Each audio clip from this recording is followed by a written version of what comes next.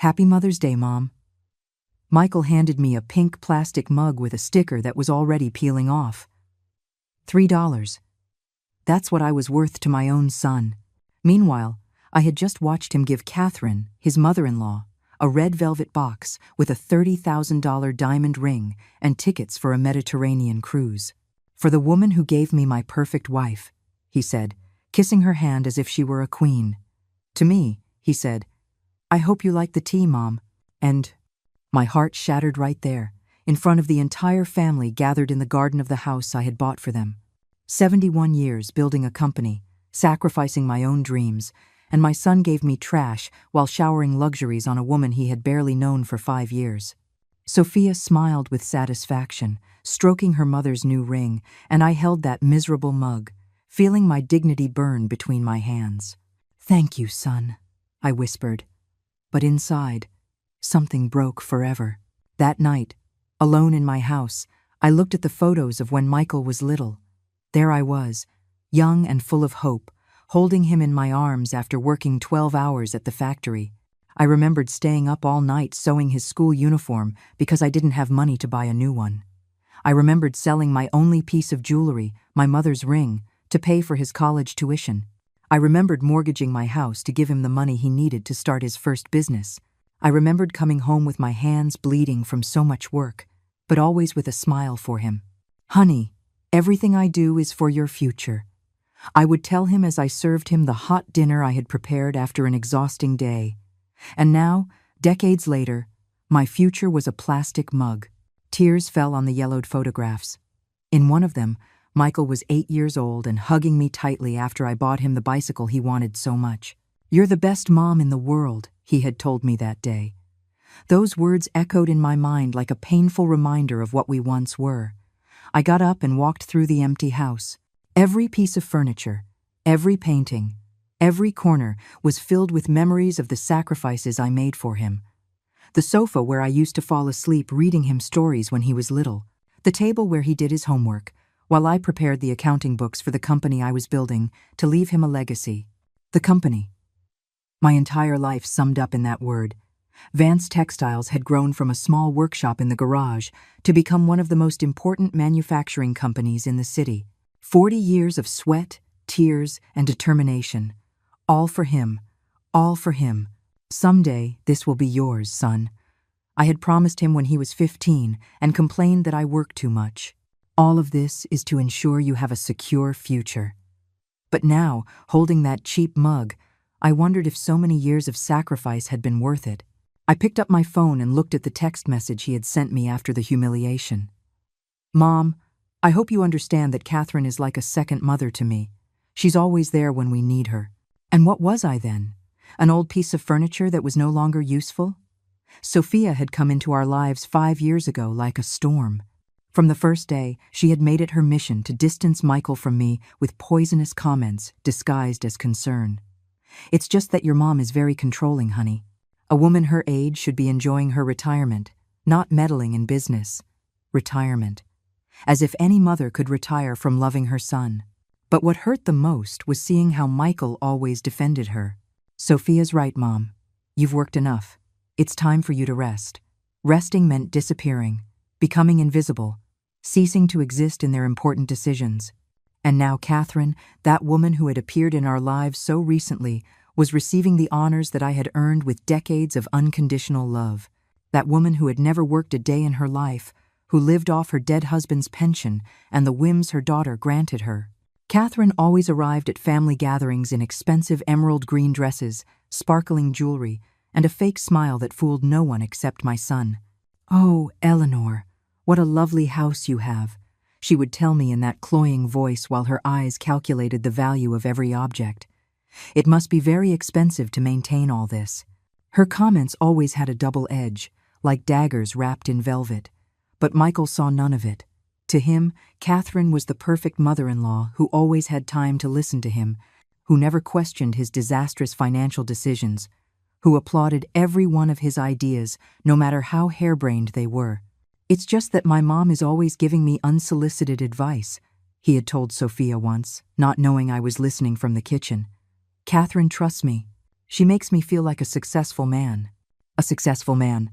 My son, who had bankrupted 3 businesses, who lived off the money I transferred to him every month, who drove the car I had bought for him and lived in the house that was in my name.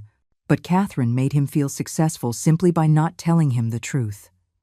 That Mother's Day night, as I held that miserable mug, I remembered every check I had signed to save Michael from his bad decisions. $50,000 when his first import company went bankrupt. Another $30,000 when he invested in that restaurant that closed after 6 months. And last year, $100,000 more when he got into that pyramid scheme that promised to double his money. "It's just a loan, Mom," he would always say. "I'll pay you back with interest when everything works out." But it never worked out, and the money never came back. I went to the study where I kept all the documents. I opened the drawer where I had the proofs of the bank transfers from the last 5 years, mountains of paper that told the story of my unconditional love and his growing ingratitude. A $15,000 transfer for the down payment on the new SUV, a $20,000 transfer for the vacation to the Caribbean that Sophia wanted so much, an $8,000 transfer for the engagement ring my princess deserves. His princess, that's what he called Sophia. He had never called me a princess, not even when he was a child, and I was his whole world. And there were also the receipts for all the gifts I had given them for Christmas, birthdays, anniversaries, the genuine pearl necklace for Sophia that cost $12,000, the Swiss watch for Michael that was worth $15,000, the Italian furniture for their house that I specially imported and that cost me $40,000. And what had I received in return? A $3 plastic mug. My phone rang. It was a text from Sophia. "Eleanor, I hope you weren't upset by today's gift. We're just a little tight on money these days. You know how the economy island? Tight on money." While they were giving $30,000 in jewelry to her mother, I replied coldly, "Don't worry, honey. I understand perfectly." But I didn't understand anything. I didn't understand how my son had come to value me so little. I didn't understand how a woman who had come into our lives just 5 years ago had managed to replace me in my own son's heart. I closed my eyes and transported myself to those Sundays when Michael was little and we were coming home from church. He would fall asleep in my arms as I drove home, and in the afternoons, we would bake cookies together. "When I grow up, I'm going to take care of you like you take care of me, Mommy," he would promise in his little boy voice. Where was that boy who promised to take care of me? At what point had he become this man who treated me like a stranger? The change had been gradual, so subtle that I didn't notice until it was too late. First, it was the less frequent visits. "It's just that Sophia prefers we spend Sundays with her family, Mom." Then the shorter calls. "I'm in a hurry, I'll call you later." And finally, the total indifference disguised as respect. "It's just that you're older now, Mom. You should be resting instead of worrying about us." Older. That word had become his excuse for everything. I was too old to have an opinion on his finances, too old to visit without notice, too old to expect to be included in their family plans. But I wasn't too old to sign checks, to solve his financial problems, to be his safety net every time he sank into his bad decisions. That night, sitting in my study surrounded by receipts and proofs of payment, I made a decision that would change everything forever. The next day, I woke up early as always.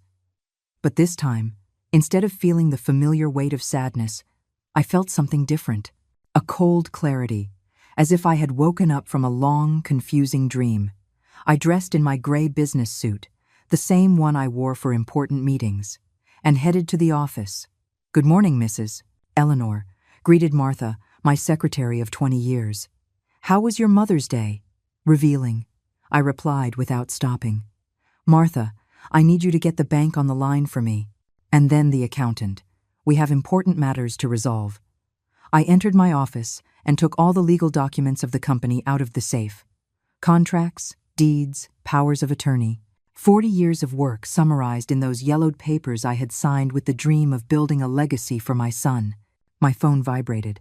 It was Michael. "Mom, did you deposit this month's money yet? Sophia saw some baby furniture that's on sale." The baby. Sophia was 3 months pregnant, and I had been the last to find out. "We forgot to tell you," Michael had said when he finally deigned to call me. "With so much on our minds, it just slipped." They had forgotten to tell me I was going to be a grandmother, but they never forgot to ask me for money. I read the message one more time, and something inside me hardened. I wrote, "Michael, we need to talk. Come to the office this afternoon. Is everything okay, Mom? Did something happen with the company?" "Yes, something is happening with the company. Be here at 4. I hung up and dialed my lawyer's number. "Mr. Carter, it's Eleanor. I need to see you urgently. I want to make some changes to my documents." "Of course, Mrs. Eleanor. Is there a problem with the company?" "There's no problem. I just want to protect my assets." While I waited for the appointment, I reviewed the financial statements from the last 5 years. The numbers didn't lie. I had transferred over $500,000 to Michael in loans he never paid back. I had paid his debts, financed his whims, bailed him out of his mistakes, and on top of that, I had put the apartment where he lived in his name, given him 50% of the shares of one of my subsidiary companies, and signed a document naming him the beneficiary of my $2 million life insurance policy. All this while he was giving me plastic mugs. Martha came in with the coffee. "Ma'am, the call from the bank is on line 1. "Thank you, Martha." I picked up the phone. "Mr. Johnson, this is Eleanor Vance. I need to cancel all the automatic transfers I have scheduled to my son's account." "Are you sure, Mrs. Eleanor? Those transfers have been active for over 3 years." "Completely sure. And I also want to cancel the additional credit cards that are in his name. All of them." "Understood. Is there any problem we should know about?" "No problem at all. I'm just reorganizing my finances." After hanging up, I felt strangely light, as if a weight I had been carrying for years without realizing it had been lifted. I remembered the words Catherine had said during the celebration. "Oh, Michael is so lucky to have such a generous mom," although sometimes I think parents give too much and the children get spoiled. At the time, I thought it was just a casual observation. Now I realized it had been a taunt disguised as concern. That woman knew exactly what she was doing, sowing the seed of ingratitude in my own son. Parents who give a lot without demanding anything in return raise ungrateful children, Catherine had added while admiring her new ring. Luckily, my Sophia values me because I've never made things so easy for her. Sophia valued her because Catherine had never had anything to give. It was easy to value someone who wasn't a financial burden, who had no expectations, who simply existed without bothering. I, on the other hand, had been the constant provider, the problem solver, the safety net that was always there. And for that very reason, I had become invisible, a resource that was taken for granted, like the air we breathe. At 2 in the afternoon, Mr. Carter arrived. He was an older, trustworthy man who had handled all my legal affairs for the last 15 years. "Mrs. Eleanor, how can I help you?" "I want to change my will. I want to remove Michael as the main beneficiary and create a charitable foundation." The lawyer looked at me, surprised. "Are you sure? That's a very drastic decision." I have never been more sure of anything in my life. I told him what had happened on Mother's Day, the contempt, the public humiliation, the years of being treated like an ATM. "I understand your pain, Mrs. Eleanor, but don't you think it's better to talk to him first? I have been talking to him for 71 years. It's time for my actions to speak for themselves." We spent 2 hours drafting the new documents. The Forgotten Mothers Foundation would be the beneficiary of 80% of my estate. The rest would be divided among my oldest employees, who had been more loyal than my own blood. Martha had worked for me for 20 years, arriving early and staying late without ever complaining. Robert, the head of production, had been like a brother for 15 years, taking care of the company as if it were his own. They deserved my gratitude more than the son who had forgotten me. And what about the apartment and the shares that are already in his name? That can be changed too. I want to recover everything I gave him. That will be more complicated legally, but it can be done. We will have to prove that they were donations conditioned on his respect and care for you. I have all the necessary evidence. At 4 o'clock sharp, Michael walked into my office with that confident smile he always wore when he came to ask for money. He was wearing a new shirt that he had probably bought with the money I had given him last month. His Italian shoes shone under the office lights, and the Swiss watch I gave him for his birthday gleamed on his wrist. "Hi, Mom. What was so urgent?" I looked at him without smiling. "Sit down, Michael. We have a lot to talk about." Are you okay? You look very serious. I'm perfectly fine. In fact, I've never felt better. I laid out all the transfer receipts, gift receipts, and property documents on the desk. Do you know what all this is? Michael looked at the papers nervously. Company documents? No, son. This is the evidence of everything I've done for you over the past few years. Every penny I've given you, every debt I've paid for you, every whim I've financed. His expression changed. The confident smile vanished, and that uncomfortable look he got when he knew he had done something wrong appeared. Mom, if this is about yesterday, I already explained that we're tight on money. We bought Catherine's gift months ago, when things were better.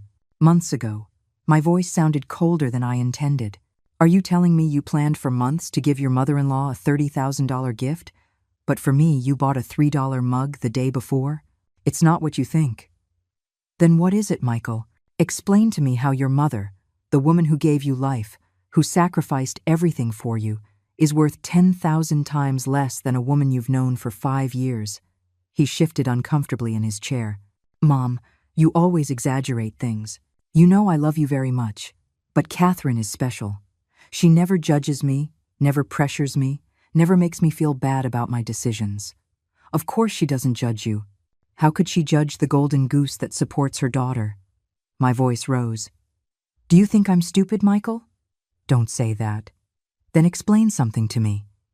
I picked up one of the documents.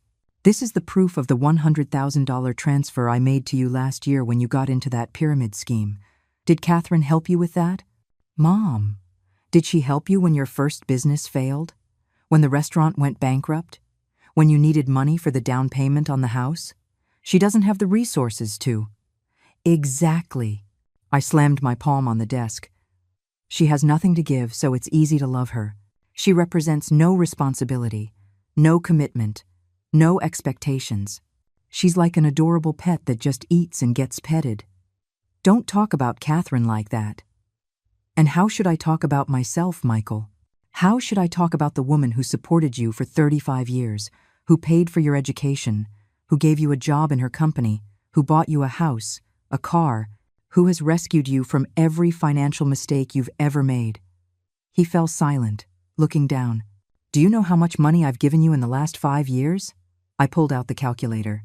$547,000 in direct transfers, plus $200,000 in gifts, vacations, and debt payments, plus the value of the apartment I put in your name, $300,000. In total, over $1 million. His eyes widened. Mom, I didn't know it was that much. Of course you knew. Every time you got into trouble, you knew exactly who to call. Every time Sophia wanted something, you knew who would give you the money. But never, not once, have you come to ask me how I am, if I need anything, if I feel lonely. I thought you were fine. You have the company. You have money. I have money, yes, but I don't have a son who truly loves me. Tears started to well up in my eyes, but I held them back. Do you know when was the last time you called me just to say hello, without asking for anything? He thought for a moment, and that hurt me more than any answer. You can't remember, can you? Because it never happens. You only call me when you need something. That's not true. Michael, last night I checked your call history. In the last 6 months, you have called me 17 times. 17. And every single one of those calls ended with me transferring money to you or solving some problem of yours. Mom, things aren't that simple. Sophia is pregnant. We have a lot of expenses. The country's economic situation is difficult. And you think I don't have expenses? You think running a company is free? You think that at 71 years old, I don't have worries? But you've always been strong. You've always known how to solve everything. I've been strong because I've had no other choice. But I'm tired, Michael. I'm tired of being strong, of being the one who always gives and never receives, of being taken for granted. I stood up and walked to the window. The city stretched out before me. The city where I had built my empire working day and night, where I had built a company that provided jobs for 200 families. Do you know what hurts me more than yesterday's gift? I asked without turning to look at him. That Catherine received that ring in public, with a ceremony, with nice words. You gave me that mug as if you were getting rid of an annoying obligation. Mom, I'm so sorry. I didn't realize how it looked. You didn't realize because you don't see me, Michael. To you, I am invisible, except when you need money. I turned to face him. That's why I've made a decision. His face turned pale. What decision? I've canceled all the automatic transfers to your account. I've canceled your credit cards. And I'm changing my will. What? He shot up from his chair as if he had been electrocuted. You're crazy. I'm sane for the first time in years. You can't do that. His voice broke, and for the first time in years, I saw real panic in his eyes. Mom, I have responsibilities. Sophia is pregnant. We have expenses to cover. And I have a dignity to recover. My voice sounded calmer than I felt inside. For 40 years, I've been your financial lifeboat. It's time for you to learn to swim on your own. But you can't just cut me off like this. I'm your son. Yes, you are my son. But when was the last time you acted like one? I walked back to the desk and picked up my phone. Martha, can you bring the documents we prepared with Mr. Carter? What documents? The desperation in his voice was palpable. The new will where I remove your name as the main beneficiary. The charitable foundation I've created will receive 80% of my assets. This is insane. He ran his hands through his hair, just as he did when he was a child and got nervous. You can't leave all your money to strangers. They're not strangers, Michael. They are people who really need help. Mothers abandoned by ungrateful sons, elderly women living in nursing homes because their families forgot about them. People who know the value of love and gratitude. Martha came in with a thick folder. Here are the documents, Mrs. Eleanor. Thank you, Martha. I opened the folder and placed the papers in front of Michael. As you can see, it's all legal. All that's missing is my signature. He took the documents with trembling hands. The Forgotten Mothers Foundation, 80% of the total estate. His eyes scanned the pages quickly. This is over $10 million. Money I built with my own hands, working 12 hours a day while you were playing in the park. Money I thought I would leave to a son who loved and respected me. But that son seems to have died, and in his place grew a stranger who only sees me as a bank account. Mom, please, we can talk about this. I know I've been inconsiderate, but I don't deserve this. You don't deserve it? My voice rose. What is it that you don't deserve, Michael? That your mother has dignity? That she demands a minimum of respect after a lifetime of sacrifice? I do respect you. Lies. I slammed the desk again. If you respected me, you wouldn't have humiliated me yesterday in front of the whole family. If you respected me, you wouldn't have given your mother-in-law a gift 1,000 times more expensive than mine. If you respected me, you would have called to tell me I was going to be a grandmother instead of me finding out by chance. He slumped in his chair, defeated. What do you want me to do? Ask Catherine for the ring back. I want you to understand that actions have consequences. I want you to know what it feels like to be invisible, to be taken for granted, to be valued only for what you can give. My phone rang. It was Sophia. I looked at Michael and answered on speaker. Eleanor? Michael isn't answering his phone.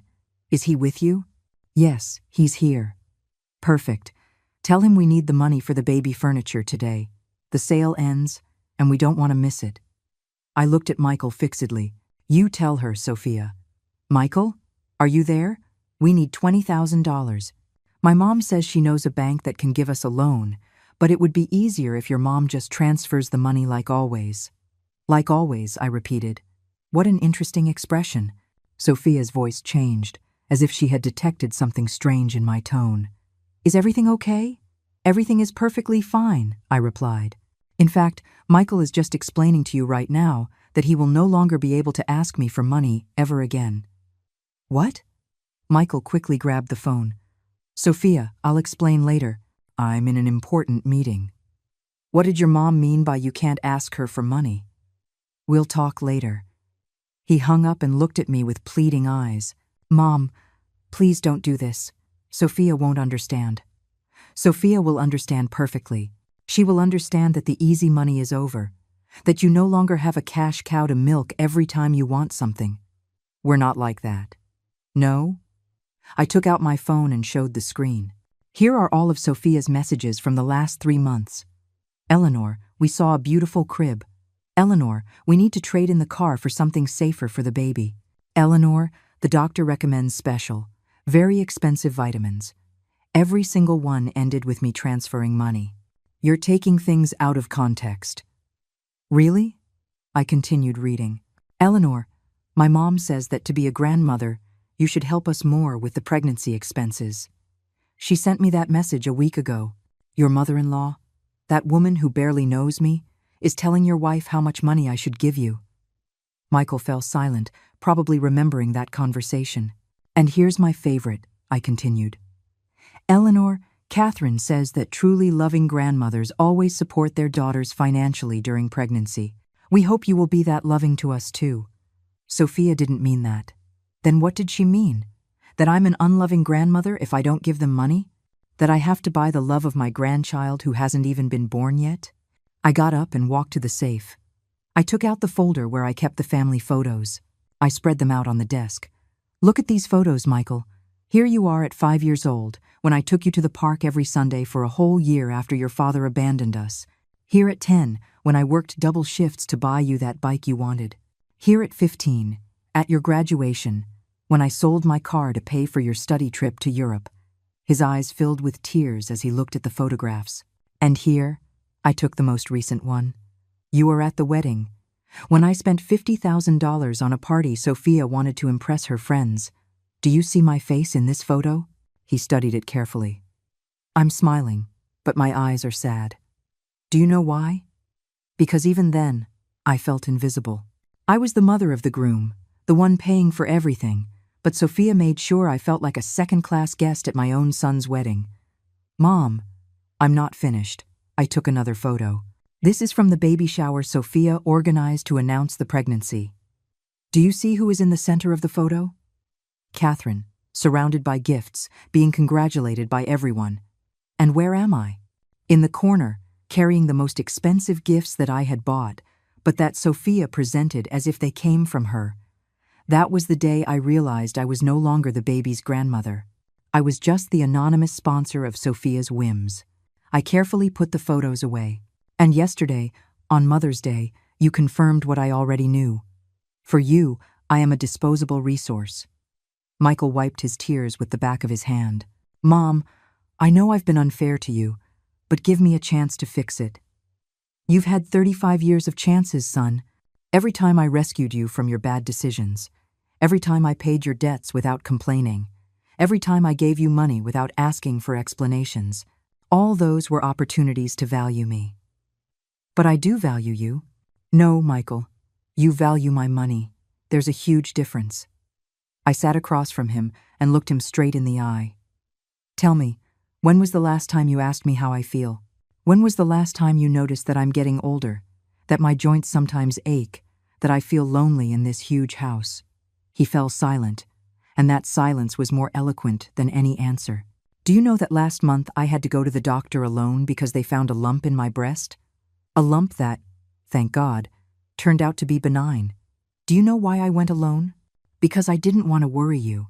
Because I knew you had a lot on your mind with Sophia's pregnancy. Why didn't you tell me? What for?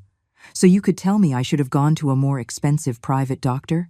So Sophia could complain that I was stressing her out with my health problems during her pregnancy? I would never have said that. Maybe not in those words, but you would have made me feel like a burden, just as you always make me feel when I need something from you. My phone rang again. This time it was an unknown number. Hello, Mrs. Eleanor Vance? This is San Rafael Hospital. Your name is listed as the emergency contact for Mrs. Catherine Mills. My blood ran cold. I looked at Michael, who had turned pale upon hearing his mother-in-law's name. What happened? Mrs. Mills was in a car accident an hour ago. Nothing serious, but she needs someone to come and sign the insurance papers and pick her up. Her daughter is out of the country and can't come. I think there's a mistake. I'm not related to Mrs. Mills. According to our records, you are listed as the emergency contact on her health insurance. I hung up and looked at Michael in disbelief. Can you explain to me why I am listed as your mother-in-law's emergency contact? Sophia said she needed to put someone local, and since you're like family. My voice trembled with indignation. I'm like family to Catherine, but I'm not family enough for my own son to treat me with respect. Mom, it's not the same. You're right. It's not the same. Because I've never given Catherine a single penny, never paid her bills, never solved her problems. Yet, for legal purposes, I am her emergency contact. How convenient. I stood up abruptly. You know what I'm going to do? I'm going to the hospital. I'm going to pick up your dear mother-in-law, and I'm going to explain to her exactly why I can no longer be her emergency contact. Don't do that, please. Why not? She deserves to know the truth.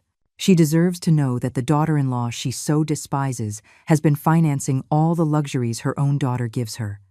I grabbed my purse and the car keys. Because you know what, Michael? That $30,000 ring you gave her yesterday didn't come from your savings. It came from the money I transferred to you last month for baby expenses. His eyes widened in horror. Mom, And the cruise that she was so excited about, you didn't pay for that either. I paid for it, indirectly, with all the loans you've never paid me back. I didn't know you would see it that way. How else was I supposed to see it? You gave my own savings to the woman who constantly humiliates me. My voice broke. You used my money to buy love from a stranger while giving me crumbs. I walked to the door, but I stopped and turned back to him. Do you know what the saddest part of all this is? That when Catherine finds out that everything she received from you was actually my money, she will probably thank me more than you have in all these years. Mom, wait. No, Michael. I've waited long enough. I waited for you to mature. I waited for you to value me. I waited for you to realize everything I've done for you. But I'm not waiting anymore. I walked out of the office, and he followed me down the hall. Mom, you can't leave like this. We have to solve this. I stopped in front of the elevator. I've already solved it. I signed the documents this morning. Your allowance is cut off, your cards are canceled, and your inheritance is going to people who really need it. But I'm your son. The elevator doors opened. I stepped inside and turned to face him one last time. Yes, you are my son. But I am no longer your ATM. The doors closed with him standing in the hallway, mouth open and eyes full of panic. During the drive to the hospital, my phone didn't stop ringing. Michael called me over and over, but I didn't answer. For the first time in years, I felt like I was in control of my own life. I arrived at San Rafael Hospital and asked for Catherine Mills. I found her in the waiting room, with a bandage on her forehead and looking much less elegant than the night before. Eleanor, what are you doing here? I came to pick you up. Apparently I'm your emergency contact. Oh, right. Sophia put your name down because you're the only one with a car available in the afternoons. Her explanation was so casual, so dismissive, that it confirmed all my suspicions. I see. So I'm useful for emergencies, but not important enough to receive a decent Mother's Day gift. She looked at me, confused. Excuse me? Nothing, Mrs. Mills. Let's go. We have a lot to talk about on the way. During the ride to Catherine's house, the silence in the car was so thick you could cut it with a knife. She was checking her phone, probably waiting for calls from Sophia or Michael, while I drove with a calm that surprised even myself. Thanks for picking me up, she finally said, without looking up from her phone. Sophia is at that work conference in Miami, and Michael must be busy with business. Yes, Michael is very busy, I replied with irony. Especially busy spending money that isn't his. She glanced at me. Are you okay, Eleanor? You sound strange. I'm perfectly fine. In fact, I've never felt so clear-headed. I stopped at a red light and looked at her directly. Mrs. Mills, do you know where the money for the ring you received yesterday came from? Well, from Michael, I suppose. He's a good boy, very generous with his family. Very generous with his wife's family, I corrected, because with me, his mother, he's not generous at all. Well, sons always get closer to the in-laws when they get married. It's normal. Normal? I let out a bitter laugh. It's normal for a son to give his mother-in-law a gift that's worth 10,000 times more than what he gives his own mother? Catherine shifted uncomfortably in her seat. I'm sure Michael has his reasons. Yes, he does. The reason is that you never ask him for anything. You never question him. You never demand any responsibility from him. It's easy to love someone who doesn't represent any burden. I don't understand what you're referring to. The light turned green, and I continued driving. I'm referring to the fact that the $30,000 ring you were so thrilled about yesterday wasn't paid for with Michael's money. It was paid for with mine. What? Every month, I transfer money to my son. Money for his expenses, his whims, his emergencies. That money ends up financing the gifts he gives you while he gives me crumbs. Catherine was quiet for a moment, processing the information. I'm sure you're exaggerating. Am I exaggerating? I took out my phone and showed her the transfer history. Here it island. $50,000 in March, $30,000 in April, $40,000 in May. All for baby expenses and family emergencies. Her eyes scanned the screen in disbelief. I didn't know. Of course you didn't know. Because Michael and Sophia have made sure you think he's a successful and prosperous man, when the reality is that without my money, he couldn't even pay the rent. But he has his job. His job allows him to live modestly. Everything else, the big house, the new cars, the vacations, the expensive gifts, all of that comes out of my pocket. We arrived at her house, but I didn't stop. I kept driving. Where are we going? My house was back there. We're going for a drive. I want you to see a few things. I drove towards the city center, towards the buildings where I had my offices. Do you see that building? Yes. It's mine. I bought it 20 years ago, working 16 hours a day. Do you see that factory? Yes. It's also mine. I built it from the ground up, with my own hands, to leave a legacy for my son, a son who now sees me as a nuisance. Catherine remained silent, clearly uncomfortable with the direction the conversation was taking. For 40 years, Mrs. Mills, I got up at 5 in the morning to work on building an empire. Do you know why? So that my son would have a secure future, so that he would never lack for anything. Eleanor, I think you should take me home. I'm not finished yet. My voice hardened. I want you to understand something very important. Every luxury Sophia flaunts, every expensive gift you receive from my son, every trip they take, all of it is being paid for by me. I'm not comfortable with this conversation. I haven't been comfortable for 5 years, since you came into my family and started poisoning my son against me. I have never done that. No? I pulled over in a parking lot and looked at her intently. Weren't you the one who told Sophia that controlling mothers damage marriages? Weren't you the one who suggested I was too meddlesome in my son's life? I was just expressing my opinion. Your opinion has been very costly, Mrs. Mills. It has cost me my relationship with my son. It has cost me my dignity. And it has literally cost over $1 million of my assets. Her eyes widened. $1 million? Yes, that's what I've spent on my son since Sophia came into his life. $1 million that could have been for my retirement, for my medical expenses, for my peace of mind. Instead, it has gone to support a family that despises me. I took out my phone and showed her more documents. Here is the proof of the house that's in Michael's name, but that I paid for. Here is the one for the car he drives, also paid for by me. And here, my favorite, the receipt for the cruise you were so excited about yesterday. You paid for the cruise? Indirectly, yes. With the money I gave Michael last week for pregnancy medical expenses. Catherine covered her face with her hands. My God, I had no idea. Now you know. And you also know that as of today, it's over. I am no longer going to finance this farce. What do you mean? I mean, I have canceled all transfers to my son. I have changed my will. I will no longer be the cash cow that supports this family of ingrates. My phone started to ring. It was Michael again. This time, I answered and put it on speaker. Mom, where are you? Sophia is driving me crazy. She says the credit cards aren't working. Hello, Michael. I'm here with your mother-in-law. I was just explaining to her where the money for her gifts yesterday really came from. What? Why are you doing this? Because it's time for everyone to know the truth. Mrs. Mills wants to say something to my son. She took the phone with trembling hands. Michael, is it true that your mother gives you money every month? Catherine, that's not your business. Yes, it is my business, because you gave me gifts paid for with her money. You made me an accomplice to your ingratitude without my knowing. Don't exaggerate. Don't exaggerate, her voice rose.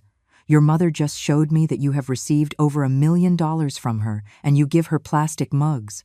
There was a long silence on the other end of the line. "Michael," Catherine continued, "I raised Sophia alone after her father died. I worked double shifts as a nurse to pay for her education.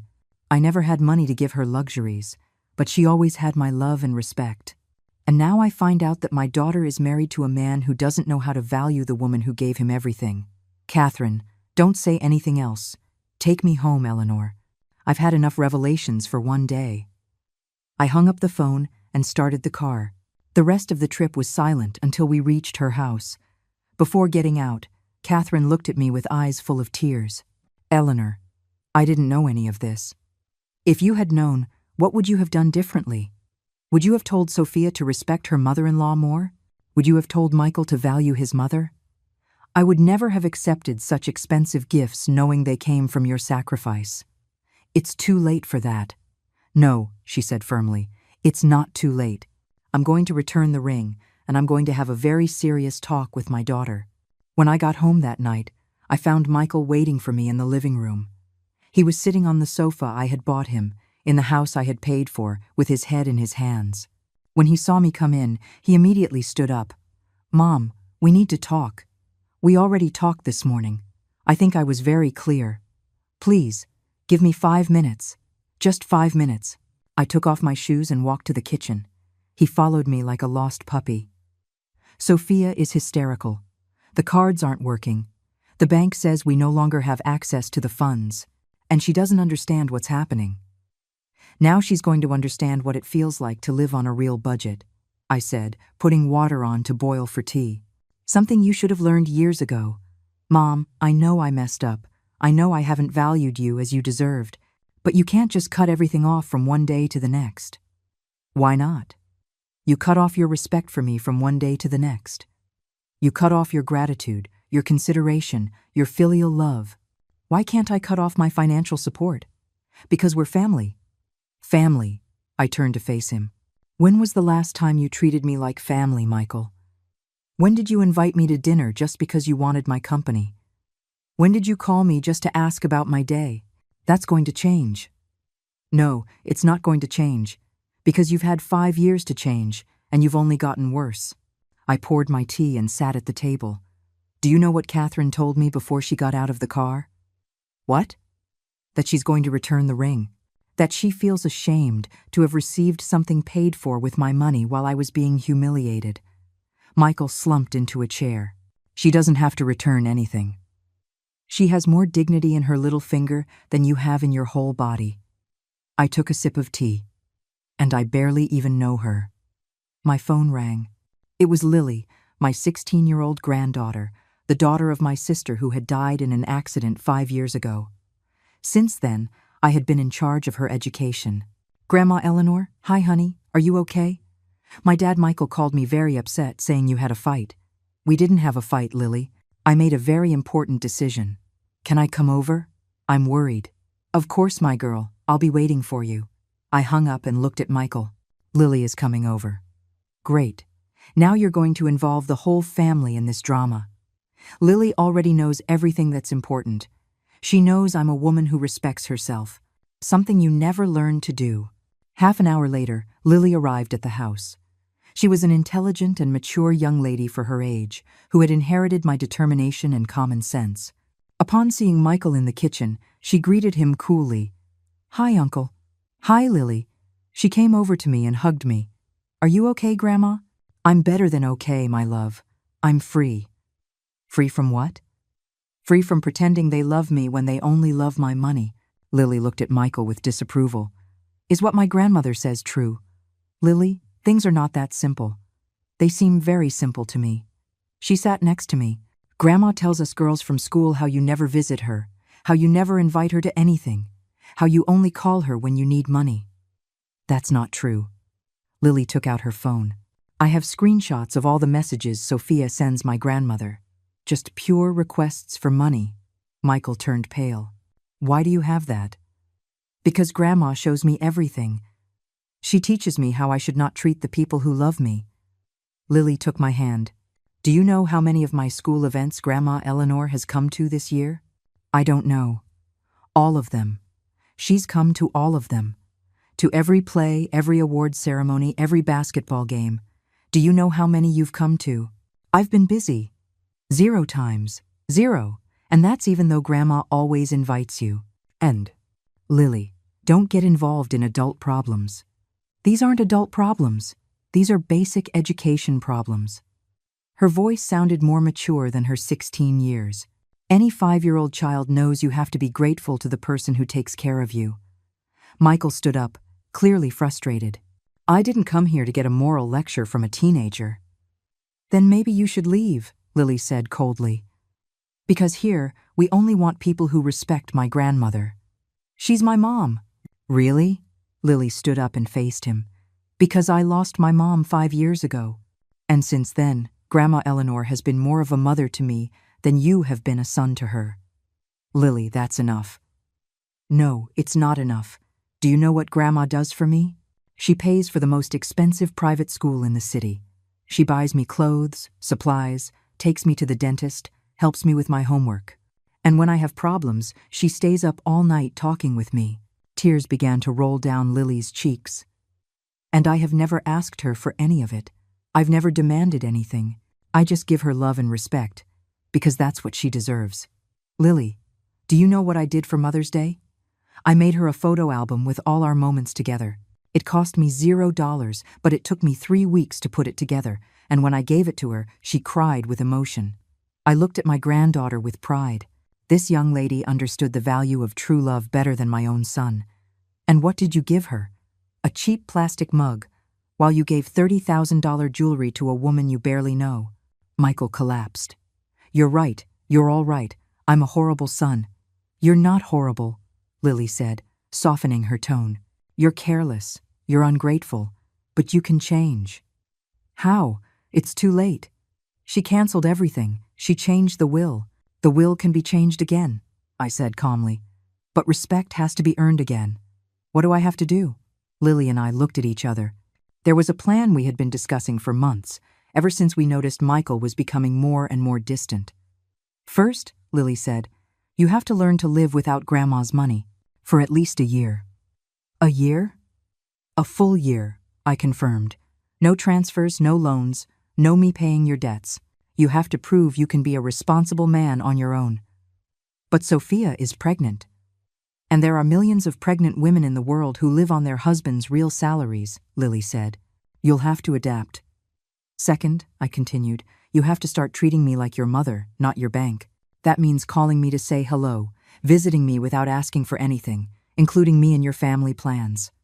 And third, Lily added, you have to apologize to Grandma publicly, in front of the whole family, especially in front of Sophia and Catherine. Michael looked at both of us. And if I do all that? If you do it from the heart. And for a full year, I will consider restoring a part of your inheritance, I said. But it will never be like before. I will never again be your unconditional financial safety net. And what about the company? The company stays with me until you prove you have truly matured. And when I die, 60% will go to the charitable foundation. The rest can be yours if you have proven you deserve it. Michael was quiet for a long time.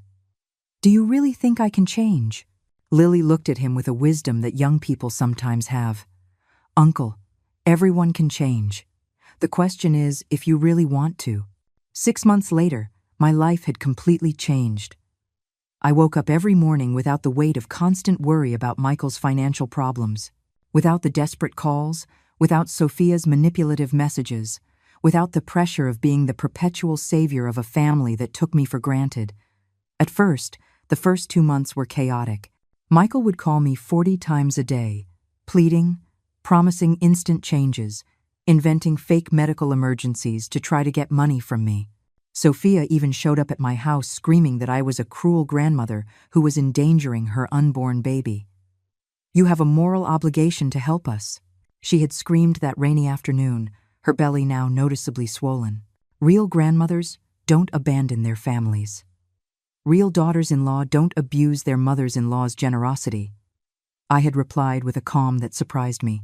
And real sons don't humiliate their mothers in public. But the call that hurt me the most was from Michael one March night. at 2 in the morning, crying like he hadn't since he was a child. "Mom, please. We're running out of rent money. They're going to evict us. Sophia is threatening to go live with her mother. Then you'll have to move to a cheaper place, or she'll have to go with Catherine," I had replied, although it pained my soul to hear him cry. "How can you be so cold?" "I'm not cold, Michael. I'm a woman who has finally learned to say no." It was Lily who supported me through those difficult months. She would come to my house every afternoon after school. She did her homework at the kitchen table while I prepared dinner for the two of us. At night we would watch movies or just talk about her dreams, her fears, her plans for the future. "Do you regret what you did with Uncle Michael?" she had asked me one afternoon while helping me water the garden plants. Every single day, I confessed, "But I don't regret reclaiming my dignity. It's just that you seem so much calmer, Grandma. You don't have that constant worried look you had before." She was right. For the first time in decades, I slept through the night without startling awake, without wondering what new problem I would have to solve the next day. The Forgotten Mothers Foundation had officially started operating in April. With the help of Martha, who had decided to resign from her secretarial position to become the foundation's executive director, we had already helped 43 elderly women who had been abandoned by their families. "Mrs. Eleanor," Martha had told me one afternoon as we reviewed the new cases, "you can't imagine the gratitude of these women. Some of them hadn't had a visit from their children in years." "I can imagine it perfectly," I replied, because I was on the verge of becoming one of them. The case that had touched my heart the most was that of Mrs. Beatrice, an 80-year-old woman who had worked her whole life as a housekeeper to give her 3 children a college education. All 3 had become successful professionals, a doctor, an engineer, and a lawyer, but when she fell ill with diabetes and could no longer work, they simply disappeared from her life. "I'm no longer useful to them," Mrs. Beatrice had told me with a resignation that broke my soul. "When I was useful, when I could take care of their children while they worked, then they loved me." "Don't talk like that, Mrs. Beatrice. You gave them everything. They owe you everything. But children have no memory, my dear. They only have needs." Her words resonated in my mind for weeks. How many mothers in the world had experienced the exact same thing as me? How many women had sacrificed their own dreams to raise ungrateful children? It was in May that I received the first sign that maybe Michael was really starting to change. Instead of calling me to ask for money, he called to invite me to lunch. "Just for lunch?" I asked, surprised. "Just for lunch, Mom. I want you to meet the baby." Sophia had given birth to a beautiful little girl they had named Grace. When I arrived at the restaurant, a modest place, very different from the expensive restaurants where we used to meet when I was paying the bills, I found a transformed Michael. He was thinner, more serious, but also more present. He held the baby with a tenderness I had never seen in him, and when he talked about her, his eyes shone with a genuine love. "She looks like you when you were a baby," I said, stroking my granddaughter's pink cheek. "Sophia says she has your eyes. How is Sophia?" "Better. Much better since she stopped living with anxiety about money." He looked me straight in the eye. "And I'm better too." "How so?" "I've had to learn to be truly responsible for the first time in my life. I had to get a second job on weekends. I had to make a real budget. I had to say no to Sophia when she wanted things we couldn't afford." "And how did that feel?" "At first, horrible. I felt like a failure." He took a sip of water.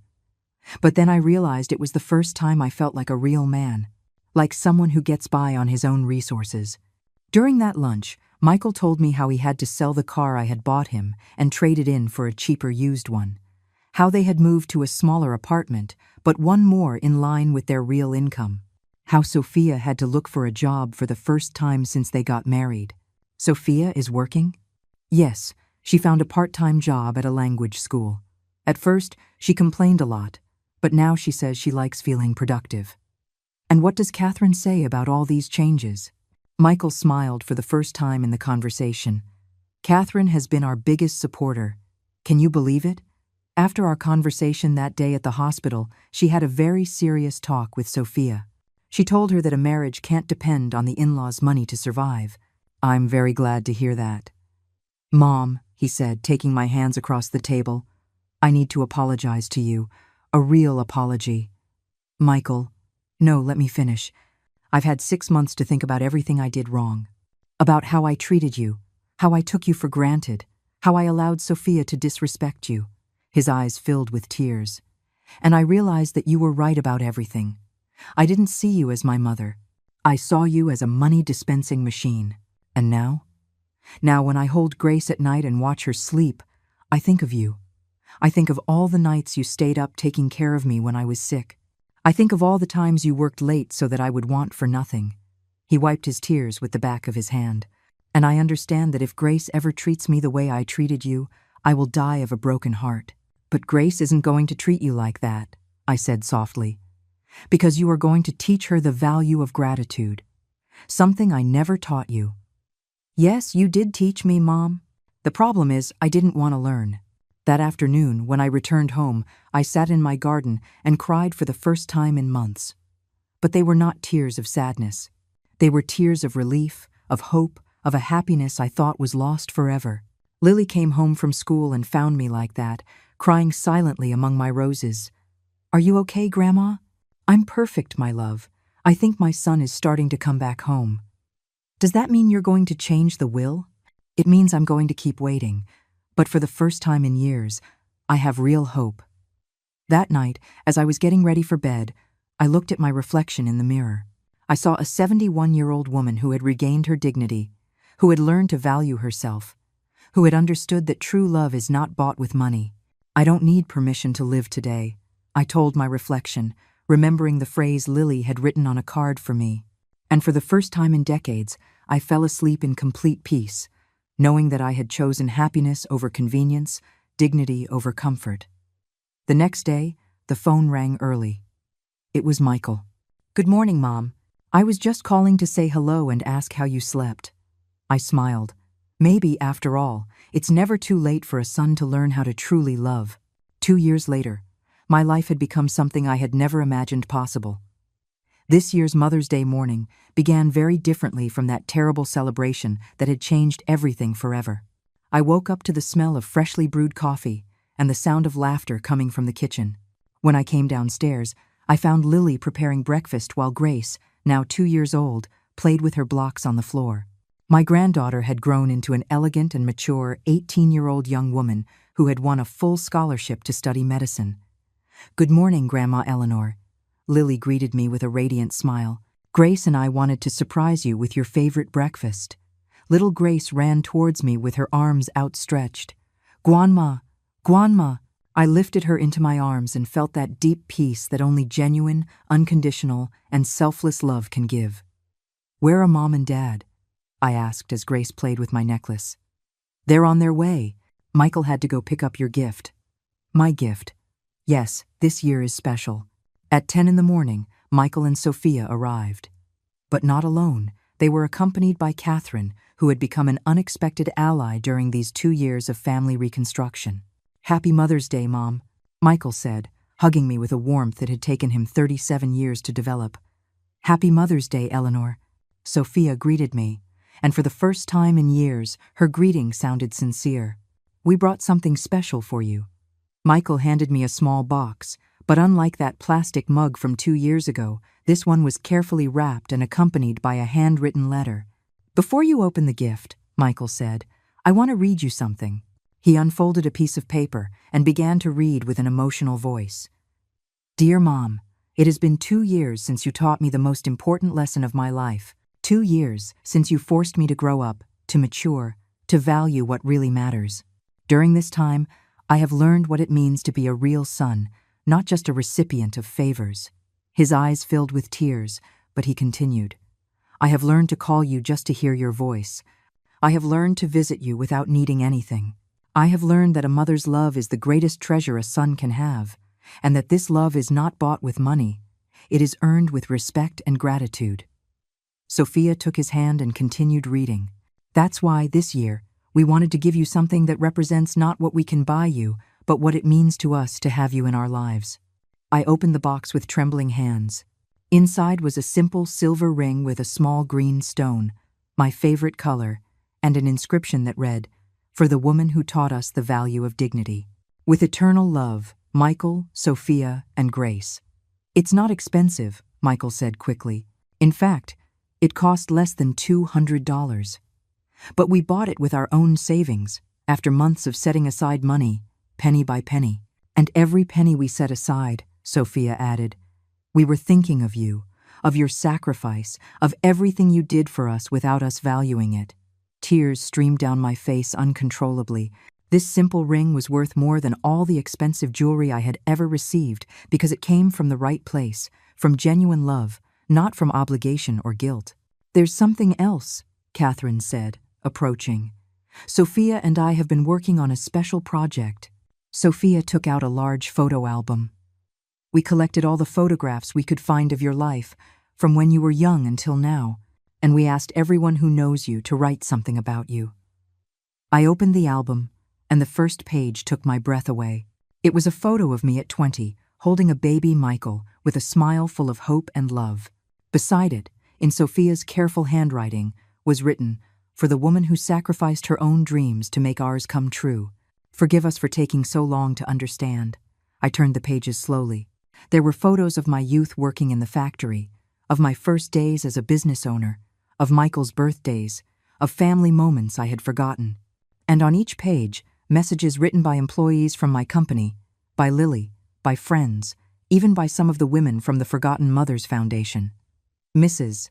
Eleanor, Martha had written, "You taught me that a woman can be strong and successful without losing her maternal heart. Thank you for being my role model." Grandma Eleanor, Lily had written, "You saved me when I lost my mom. You gave me love, education, and above all, you taught me to be a dignified woman. Everything I am, I owe to you." But the message that moved me the most was at the end of the album, written by Michael. "Mom, for 35 years I believed that being your son gave me rights over your love, your money, your time. It took me a long time to understand that being your son gave me responsibilities. The responsibility to take care of you, to value you, to make you feel proud. Today, watching Grace grow, I understand every sacrifice you made for me. And I promise that the last years of your life will be the best. Because you finally have the son you always deserved to have."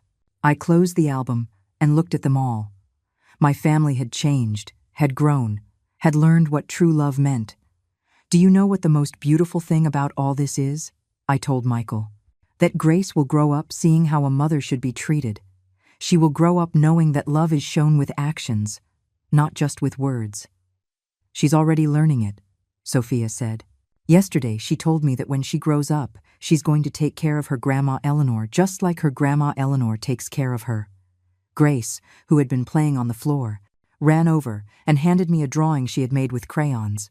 It was a green heart with stick figures representing the whole family, and in the center, in crooked letters, she had written, "I love you, Grandma." That afternoon, after everyone had left, I sat in my garden with Lily. The same garden where 2 years ago I had cried with pain and humiliation was now witness to my complete happiness. "Do you regret being so tough on him?" Lily asked me as we drank tea. "Never," I replied without hesitation. "Sometimes true love requires being tough. Sometimes teaching requires saying no when it hurts." "And what about the inheritance?" "I've already modified the will again. Michael has regained his place as a beneficiary, but not as before. Now the company will be for him and for you to run together. The foundation will continue to receive a significant part because there are many mothers who need help. And the money? The money will be divided among the family, the employees, and the foundation. But there's one condition." "What is it?" "That Grace never knows how much money she will inherit. I want her to grow up working for her own merits, to value what she has, to understand that real wealth is not in the bank, but in genuine relationships." That night, as I was getting ready for bed, I looked at my reflection in the mirror. I saw a 73-year-old woman who had regained not only her dignity, but also her family. A woman who had learned that sometimes you have to lose everything to gain what really matters. I put on the ring Michael had given me and smiled. This small silver band represented something that no expensive jewel had ever achieved. Love earned, respect deserved, a family rebuilt. Today I have everything I ever wanted. I told my reflection, a family that truly loves me. And I fell asleep in the deepest peace I had ever known, knowing that true love always finds its way back home.